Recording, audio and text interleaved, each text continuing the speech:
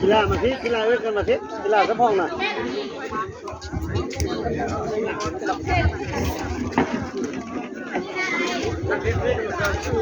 จะเป็นหน้าค่ะ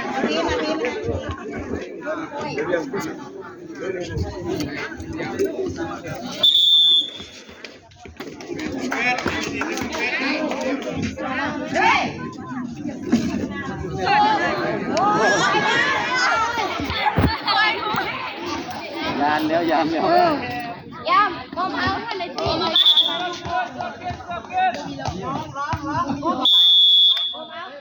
ก็มาบ้านเฮ้ยงานการงานการ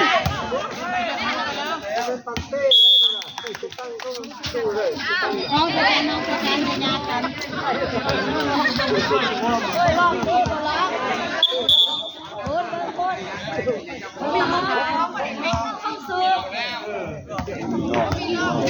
มีโล่งให้เอาเลยนะโกมาวันเราเบิ่งกรรมการในตีกันโอ้ยจ้าโอเคเลยเย้หมดแล้ว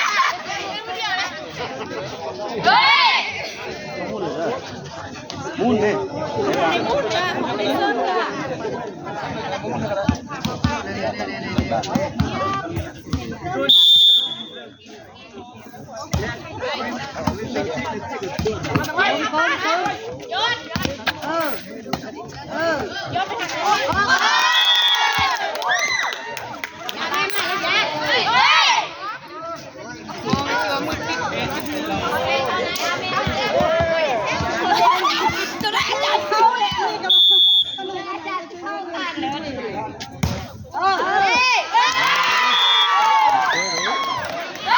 ไปตรุกเชื่อมเลยเขาประสานมัน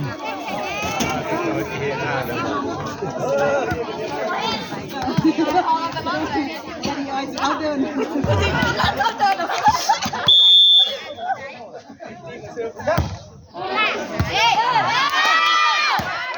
บ้าน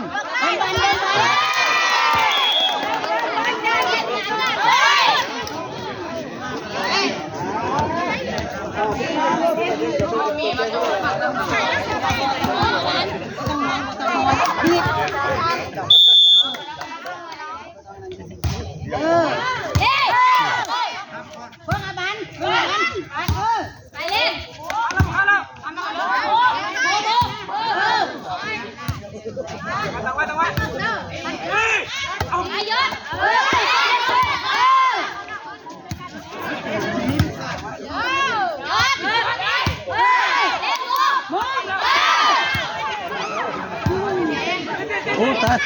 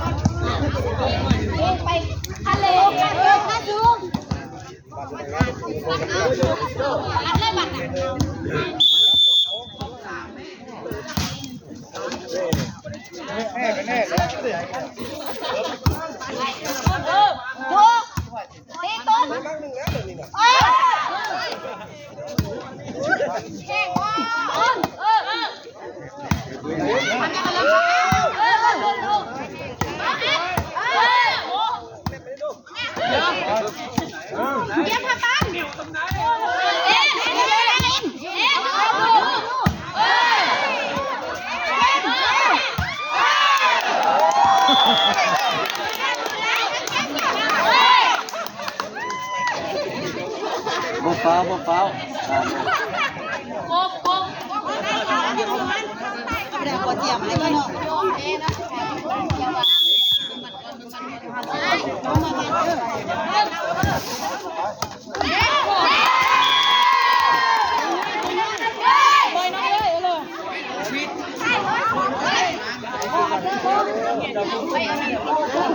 คือยำล่างที่เรายำนะ เราอาจารย์เนี่ยน